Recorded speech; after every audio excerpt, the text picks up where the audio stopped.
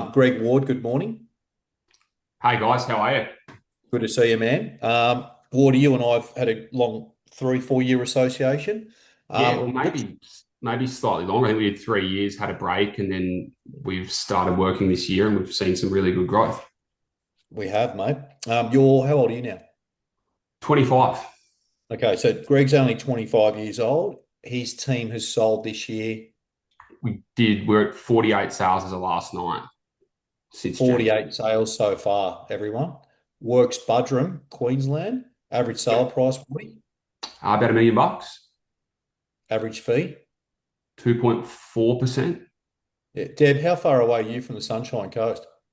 I'm in Minyama. We're just down the road. Do Oh, you know there you Greg? go. I see his stuff, yes. Good. There you go. There you go. He's got his potential listings coming up on the Yeah, I'm gonna doorstep. be I'm gonna be careful. That spreadsheet I It's was all gonna right. share, Ivan, just blank that It's out. it's all right, I mate. I'm was not gonna be after really Budrum. transparent, but I'm worried now. I'm And not look, after Deb's Budrum. here with us. We got a great group here, mate. This is Project Far. We've been together 6 months. Awesome. Um, so I guess, mate, I've got some questions from the guys and Yep. girls. Um, Before I do, everyone, I've got the chat up. Um, can everyone in the chat just think about if I said to you, what's the most challenging thing right now you're dealing with? Like quick answer. Could everyone just pop that in the chat? And it could be the question you sent through to me as well. The most challenging thing could be anything. And Greg, can you see the chat? I'm just opening it. Hang on. Yep, I got it now. And mate, you missed it. The wins here. Half this group have done off-market sales in the last week. Awesome. Um, there's been a sale of 8.7, 5.15. A couple of these guys got 4 or 5 listings for July, August. Yep. Most of these guys don't have a team, Greg. Yep. Uh, so some of them have one. Yep. Cosgrove has two. Um, so I'm just having a that's read of this now.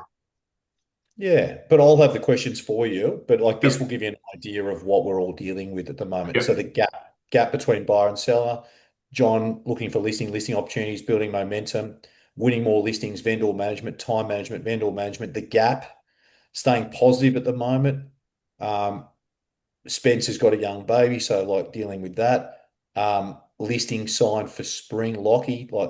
So you know what I get a lot of, Greg? I get a lot of people saying to me, my appraisal numbers are low. I need more appraisals.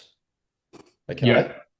But you've never said to me I need more appraisals, or my high performers never say I need more high pro. Why do people say I need more appraisals at a lower level?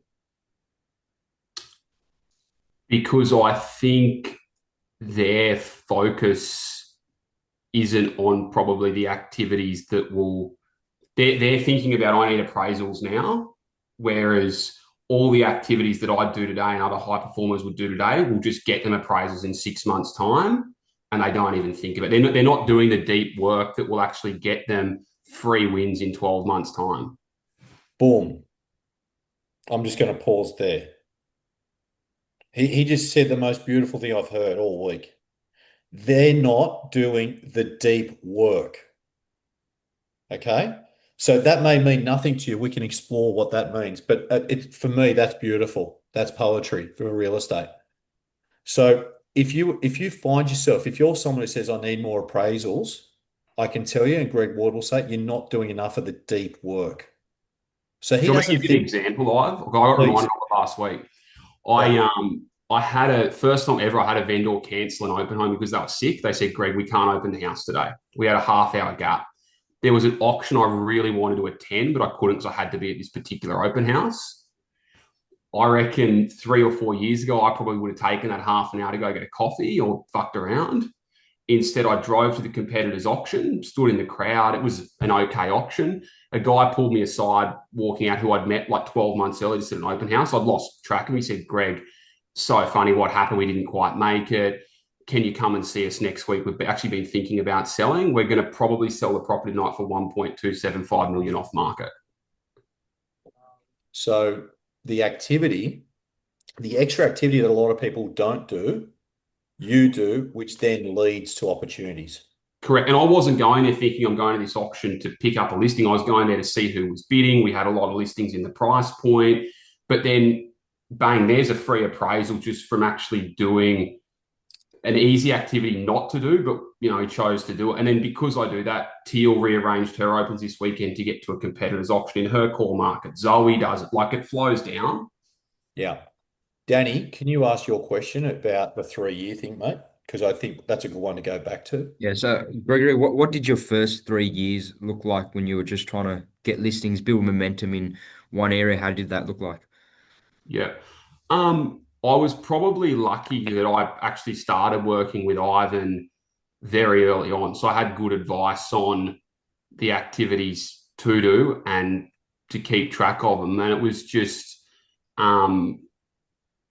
building as big a database as I could in a core market of 1,500 people that own properties in an area where I wanted to sell, keeping a buyer list of 25 to 30 people on it that were active in that same price point. So the seller database and the buyer lists were directly aligned.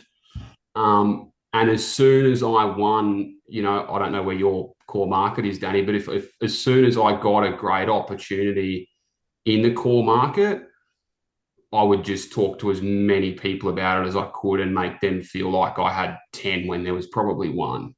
So just capitalizing on any wins, because at that point in the first 3 years, you got a lot of time. That's good, mate. Danny, any other questions there? No, that's it. Lockie, do you want to ask your question about spring? Yeah, it's g'day, Greg. It's probably a bit too late now, but I've got 2 signs for spring, and I reckon I've got the go ahead on maybe 2 or 3 that said, yeah, we're going to go with you for spring, but it's trying to get them because I'm going away for the next few weeks. Yep. How do you get them committed now for when I come back? Because it's likely I go away for 3 weeks and come back. Oh, sorry, we're signing with someone else. Competitors sign them. Yeah, good question, because we've dealt with it a lot. Yeah. What I do, and we've done it a lot over the last 2 weeks because I'm going away as well. Obviously, you're going to go and meet them. Look, what I'm finding is the best time to launch the property is on the 1st of August. There's a good chance between now and then, either myself or somebody in the office, like you can't frame it up as you because you're not going to be there, myself or someone in the office, if you don't have a team, could meet the perfect buyer for this. It'd be the wrong time to put it on the market, but I want to make the team aware of it. So if one of them comes into contact with the perfect buyer that might pay you more than the property's worth, we can get them through and potentially make this happen sooner.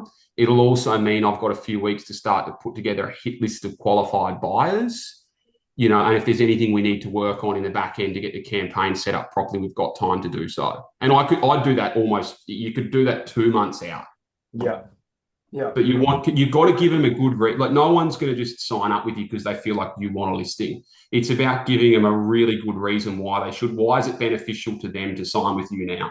Yeah. So you're just saying between now and, the next few weeks, I want to make sure I'm capitalizing on every opportunity. Like if the best buyer turns up and, one of the team meets them, I want to make sure they're in a place, not something else. Yeah, I could set the campaign up. I want to go to market with 10 qualified buyers engaged. That gives me time to think about that. So many different things you could say. Yep. That's good. Yeah, I might now ask you a question myself, and I've got everyone's questions and I'll build them in. Greggy, you obviously started as an agent at what age? So I was an associate or school-based trainee when I was like 17, 18, and then I basically became a standalone agent at 19, but I co-listed a lot with someone more experienced for maybe a year. And at what point did you then, because today you've got 2 associates who are like agents and you've got a PA and you're looking for an operations person now. But if we go back, when you were doing when I met you, you were doing about 55 deals a year, 50? Yeah, 30 to 50. Doubled that. So you doubled that in 2 years, 3 years.